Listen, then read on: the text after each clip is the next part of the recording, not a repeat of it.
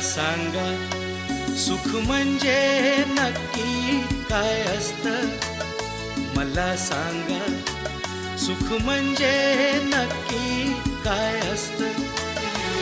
काय पुण्य असलं की ते घर बसल्या मिळतं. मला सांगा सुख म्हणजे नक्की काय असतं. काय पुण्य असलं की ते